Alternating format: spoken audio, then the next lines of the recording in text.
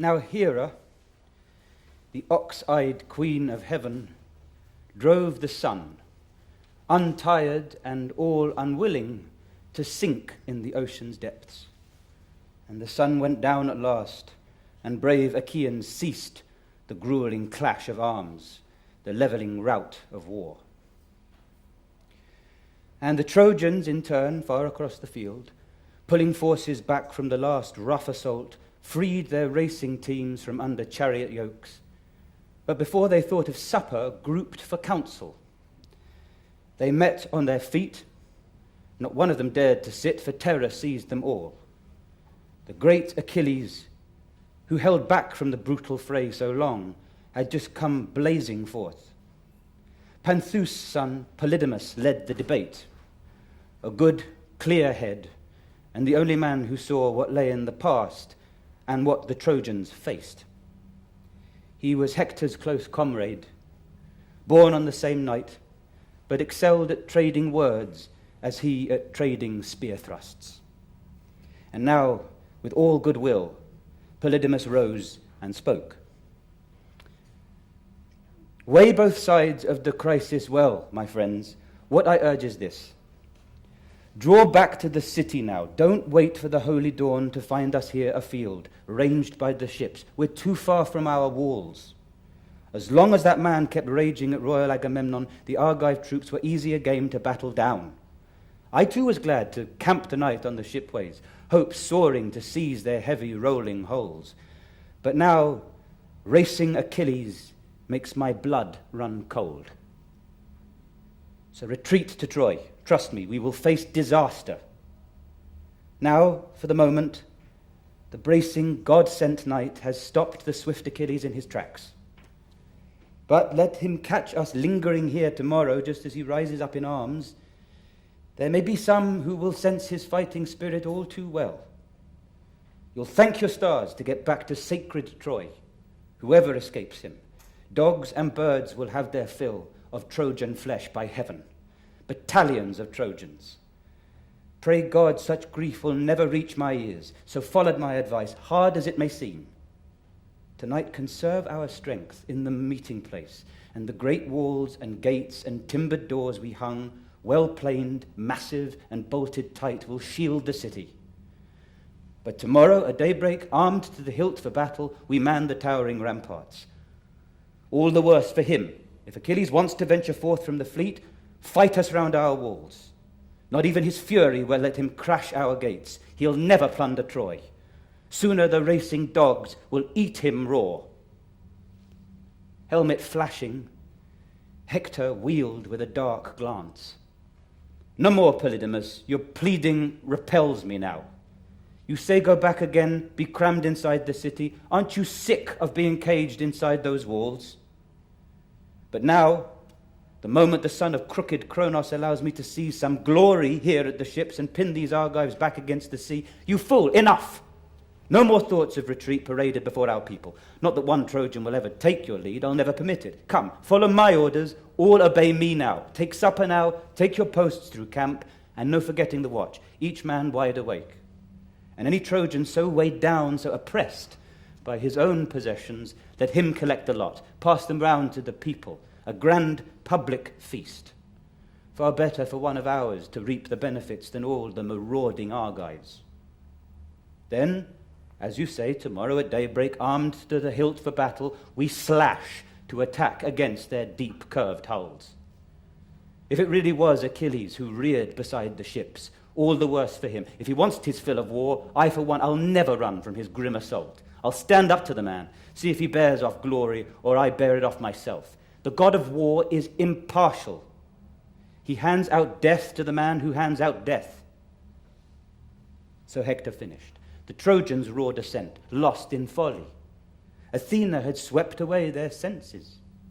They gave applause to Hector's ruinous tactics, none to Polydamas, who gave them sound advice. And now their entire army settled down to supper.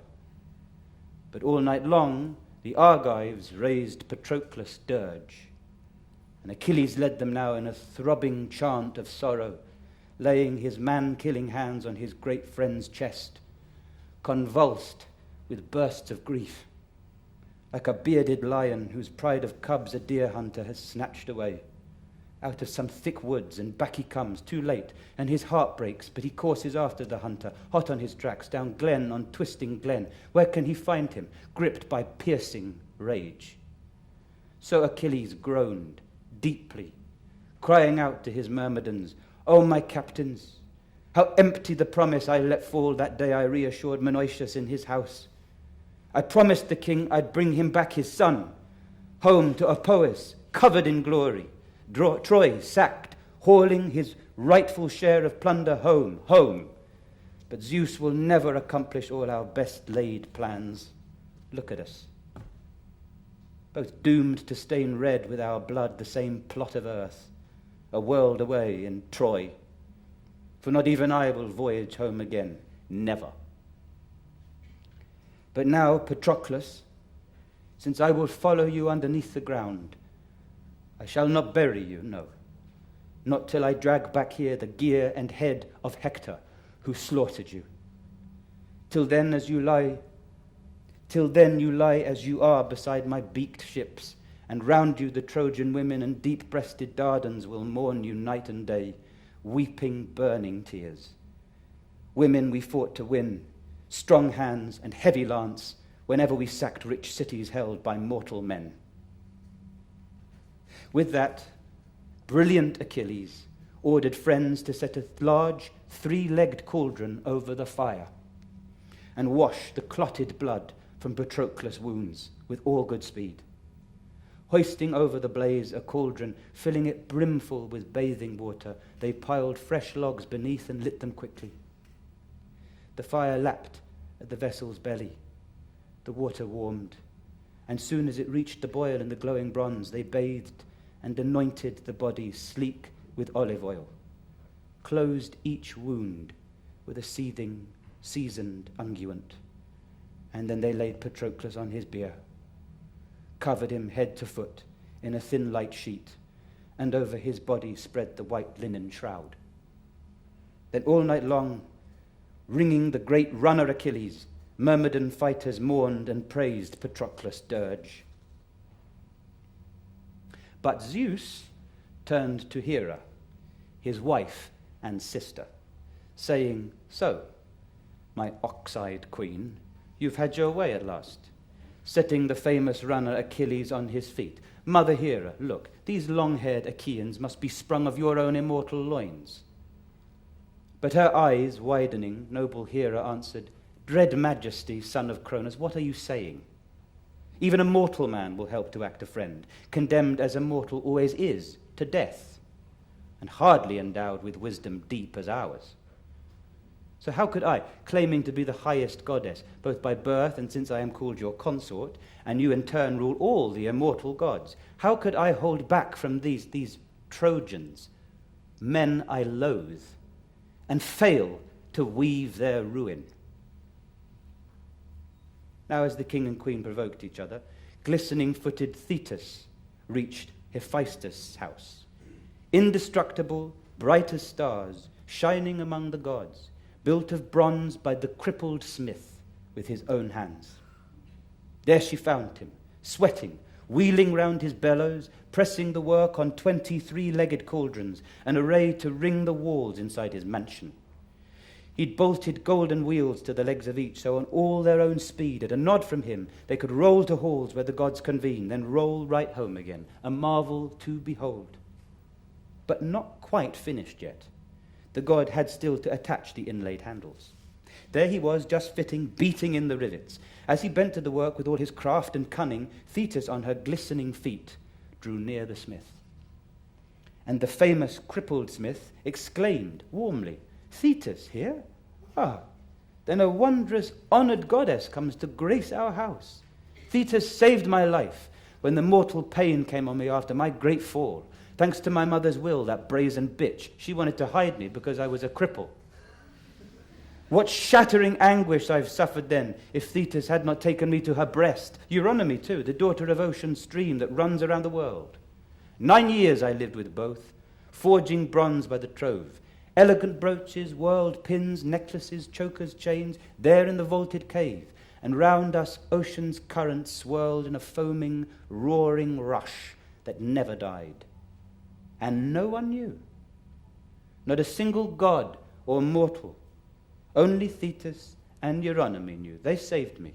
And here is Thetis now in our own house, so I must do all I can to pay her back. The price for the life she saved, the nymph of the sea with sleek and lustrous locks. Thetis of flowing robes, what brings you to our house? A beloved, honoured friend, but it's been so long. Your visit's much too rare. Tell me, what's on your mind? I'm eager to do it. Whatever I can do, whatever can be done. But Thetis burst into tears, her voice welling, "O Hephaestus, who of all the goddesses on Olympus, who has borne such withering sorrows in her heart, such pain as Zeus has given me, above all others, me out of all the daughters of the sea he chose, to yoke to a mortal man, Peleus, son of Aeacus, and I endured his bed, a mortal's bed, resisting with all my will. And now he lies in the halls, broken with grisly age. But now my griefs are worse.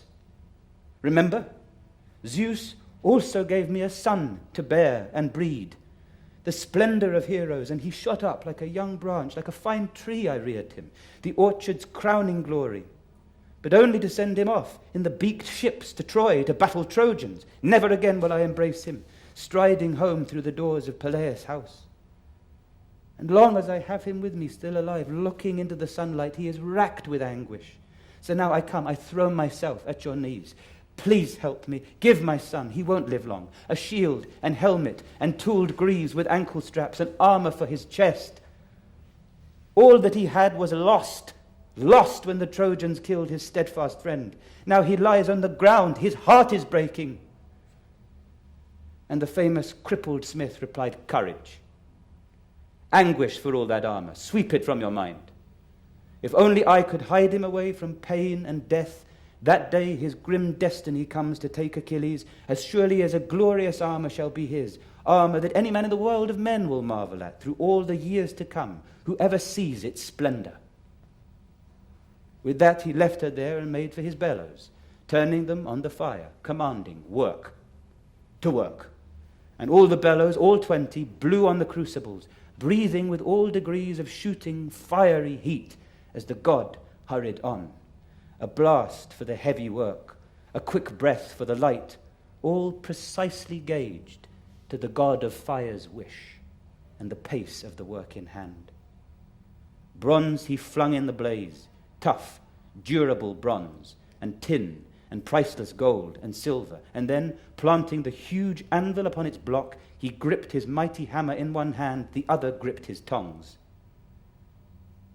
And first, Hephaestus makes a great and massive shield, blazoning well-wrought emblems all across its surface, raising a rim around it, glittering, triply, with a silver shield strap run from edge to edge, and 5 layers of metal to build the shield itself, and across its vast expanse, with all his craft and cunning, the god creates a world of gorgeous, immortal work.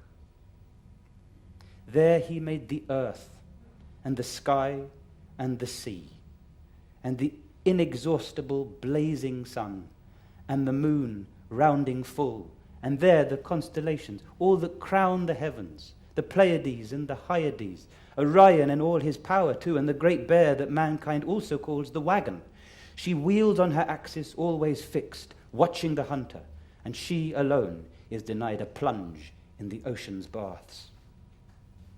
And he forged on the shield 2 noble cities, filled with mortal men, with weddings and wedding feasts in one, and under glowing torches they brought forth the brides from the women's chambers, marching through the streets while choir on choir the wedding song rose high, and the young men came dancing, whirling round in rings, and among them flutes and harps kept up their stirring call.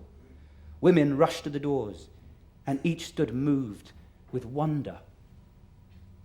But circling the other city camped a divided army, gleaming in battle gear, and 2 plans split their ranks, to plunder the city or share the riches with its people. Hoards the handsome citadel stored within its depths, but the people were not surrendering, not at all. They armed for a raid, hoping to break the siege. Loving wives and innocent children stood guard on the ramparts, flanked by elders bent with age as men marched out to war. Ares and Pallas led them, both burnished gold, gold the attire they donned, and great, magnificent in their armour. Gods for all the world, looming up in their brilliance, towering over troops. And once they reached the perfect spot for attack, a watering place where all the herds collected, there they crouched, wrapped in glowing bronze. Detached from the ranks, 2 scouts took up their posts, the eyes of the enemy waiting to spot a convoy, the enemy's flocks and crook-horned cattle coming. Come they did, quickly, 2 shepherds behind them, playing their hearts out on their pipes. Treachery never crossed their minds, but the soldiers saw them, rushed them, cut off a stroke, the herds of oxen and sleek sheep flocks glistening silver grey, and killed the herdsmen too. Now the besiegers, soon as they heard the uproar, burst from the cattle as they debated, huddled in council, mounted at once, behind their racing teams, rode hard to the rescue, arrived at once, and lining up for assault, both armies battled it out along the river banks. They raked each other over with hurtling, bronze-tipped spears. And strife and havoc plunged in the fight, and violent death. Now seizing a man alive with fresh wounds, now one unhurt, now hauling a dead man through the slaughter by the heels, the cloak on her back stained red with human blood. They clashed and fought like living, breathing men, grappling each other's corpses, dragging off the dead. And he forged a king's estate, where harvesters laboured, reaping the ripe grain, swinging their whetted scythes. Some stalks fell in line with the reapers, row on row, and others the sheaf binders girded round with ropes. 3 binders standing over the sheaves, behind them boys gathering up the cut swathes, filling their arms, supplying grain to the binders, endless bundles. And there in the midst, the king, sceptre in hand, at the head of his reaping rows, stood tall in silence, rejoicing in his heart. And off to the side, beneath a spreading oak, the heralds were setting out the harvest feast. They were dressing a great ox they had slaughtered, while attendant women poured out barley, generous, glistening handfuls strewn for their reapers' midday meal. And he forged a thriving vineyard, loaded with clusters, bunches of lustrous grapes in gold, ripening deep purple, and climbing vines shot up on silver vine poles.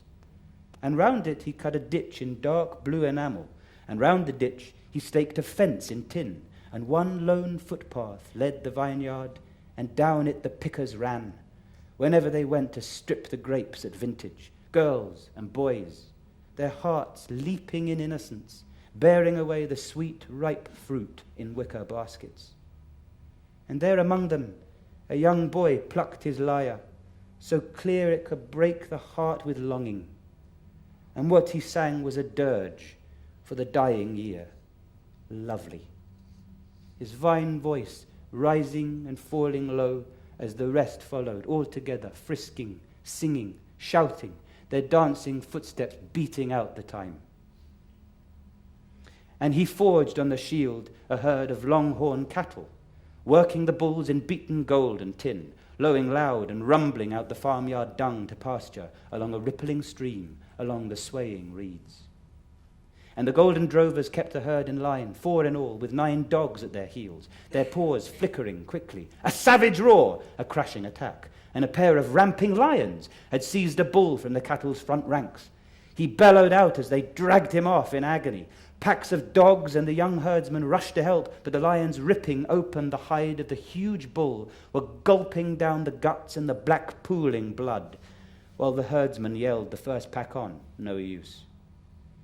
The hounds shrank from sinking teeth in the lions. They balked, hunching close, barking, cringing away.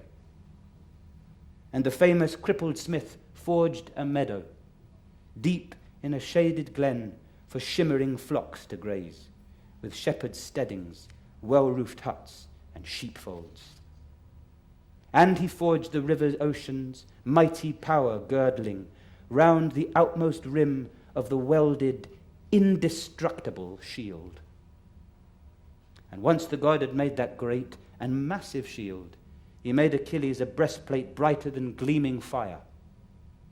He made him a sturdy helmet to fit the fighter's temples, beautiful, burnished work, and raised its golden crest and made him greaves of flexing, pliant tin.